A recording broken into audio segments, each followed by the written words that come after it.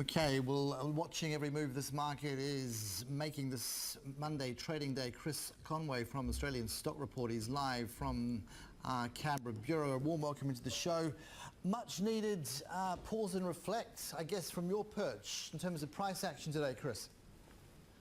Good afternoon, Carson. Yeah, look, I would think so. I don't think there's too much in it. We had that slightly weaker lead from Wall Street, and if you take out the index points from the dividends of ANZ and Westpac, then we end up about square. So I think we're about where we should be, you know, given that we haven't seen any more positive catalysts.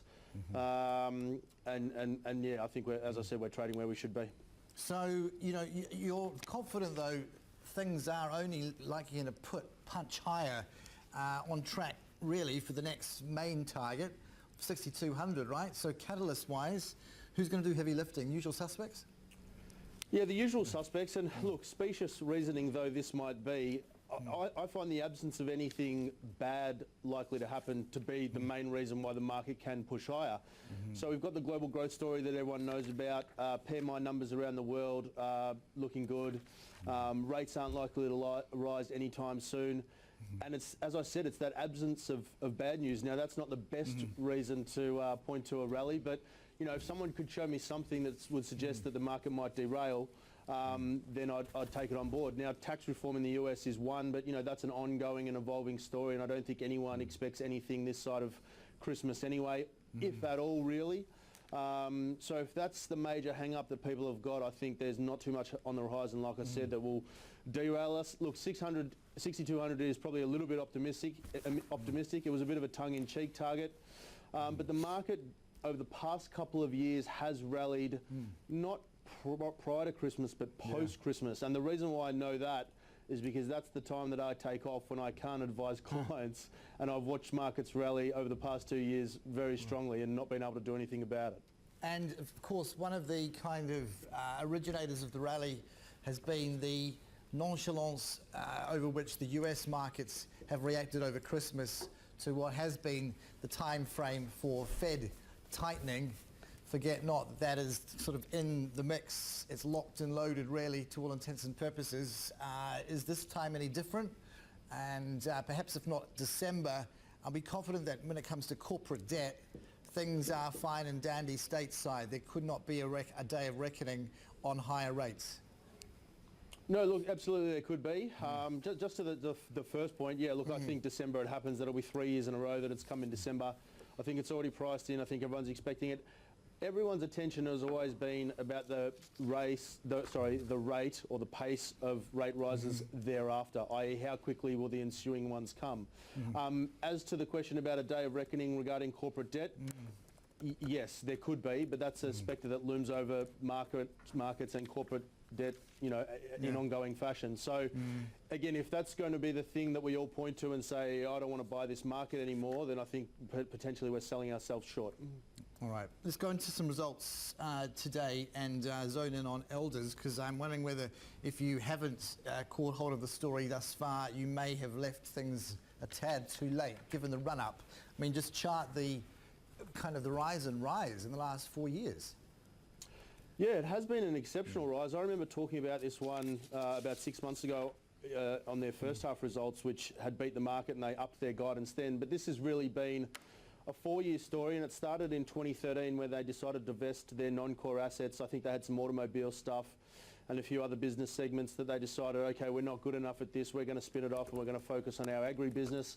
And since then, the stock has gone from strength to strength. So as I say, had some solid results in the first half of this year, upped their guidance, and then their results today beat that upped guidance from 6 months ago. So company has gone from strength to strength. Technically, they've broken out today as well. I think it's an 8% gain, or at least it was when I was leaving for the studio. And I think this one can go high. I think $6 is an obvious target. I think we're about 40 cents away now. But I don't see why this one can't continue to go higher, and that's because of their growth targets. They were looking to grow sales 5 to 10% each year out until 2020. And so far, on the back of the numbers that we've seen today, it seems like they'll be able to do that pretty easily. Is there any kind of halo effect such that GrainCorp catches a bid as well? Yeah, I would think so. And the other story that is of interest today is they've taken, Elders has taken 20% stake in CGX, which is a grain trading platform, if you will.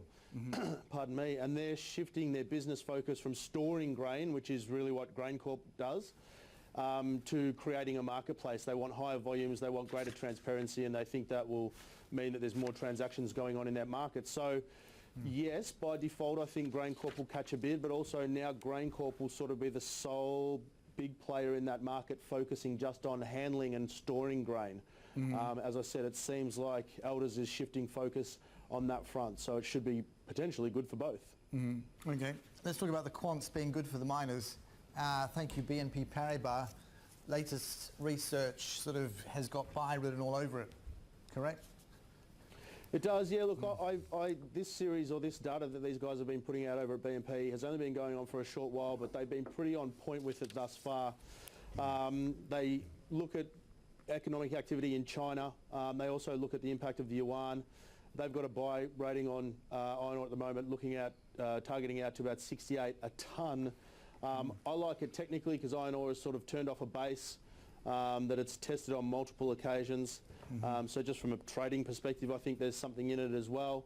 And that's the reason why I like BHP. You know, I think I like BHP because of the diversity, but if you're looking at the oil story, and we spoke about this last week, that's probably a little bit overcooked at the moment. You know, I wouldn't have thought oil has too much further to run unless OPEC comes out with stricter and more stringent production cuts, and then of course everyone sticks to them. So I think iron ore needs to pick up the slack. I like BHP. South 32, just for their diversity and asset quality as well, I like also. All right, some interesting divergent views, which is kind of in a sense reassuring when you do get brokerages running in different directions. It's not a herd mentality, which is more the worry. Arguably, REA today, just your reflections on this. I'm noticing Goldie's upping the price target to a very plump $80 a piece. Meanwhile, across at UBS, they've slapped a sell on it with a 68 PT. So quite the gulf there. And City sitting somewhere in between. Which side of that divide you were on?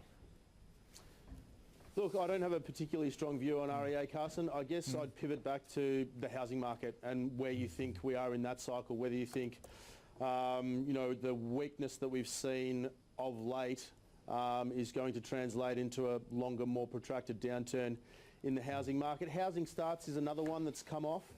So there's a few data points there to suggest that housing in general, from sale prices and starts, is rolling over, and I wouldn't have thought that, of course, would be a good thing for REA Group.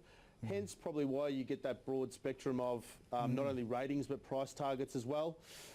Look, I've always been of the belief that, you know, all these people, all these chicken littles that saying the property market's falling in and is going to crash down on our head, I don't buy it. What they're selling, I ain't buying for the moment. You know, I think it's not a bubble. I don't think prices are beyond ridiculous. I think they're overheated and they can come back. But I think, you know, the prices are the prices because the demand is still there. So how that translates into REA, like I said, I probably don't know the business well enough, but just from that broad perspective, I would say I think housing in Australia has still got a bit to go. Okay. And if all else fails, not to be facetious on it, turning in on another sector, cannabis stocks are hitting record highs, hemp-based foods legalised. I'm looking at the hydroponic companies, 26.75% rally on Queensland Bauxite, so a backdoor listing rallies 45%. Put this into context. Are we confident that everyone's kind of on a level playing field in the listed sense here, or you go for permits and profits as your criteria before you wade in? Again, look, not a sector that I cover in any great detail, Carson. I do know the properties of hemp and what it can do in terms of papers and materials and things like that. To your question, would you go for something that's doing it right and has got permits and has got sort of a financial track record? Yeah. I don't know. It's very speculative anyway. Yeah. If you're a bit of a punter, why not swing for the fences and go for the one that's going to have the 500% growth? Wow. Meanwhile, from hemp to hello, goodbye, Bubs, down 8.3% today, so that's a bit of a wild.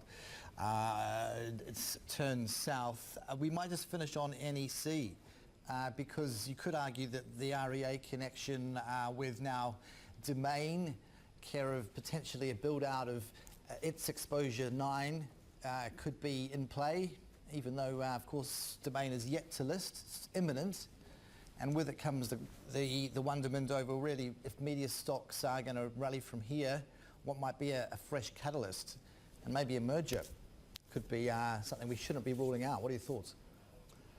Yeah, no, probably not. Look, the results today I thought were good. I think the company's done a pretty good job of trying to reposition itself. You know, they're focusing on Stan, they're focusing on video content and the advertising sales that come with that. It's a $6 billion market. It's a hyper-competitive space, though. It really is hyper-competitive, and I guess that lends itself to the point that you're making, that they can't all operate. There's not enough feed to go around to feed them all. So, yes, potentially in play. I wouldn't disagree with that. But just on their results today, like I said, I think they're doing a good job. But it's one of those hyper-competitive spaces where any missteps get punished really, really badly. So what can be good today could be horrible tomorrow. So approving the REM report might be fine for now, but yeah, performance beyond here, very much up in the air from everything you've said. Chris, have a good week. Talk to you soon. Thanks, Carson. Cheers. All right. Australian Stock Report's Chris Conway. They're live from the Melbourne Camera. Let us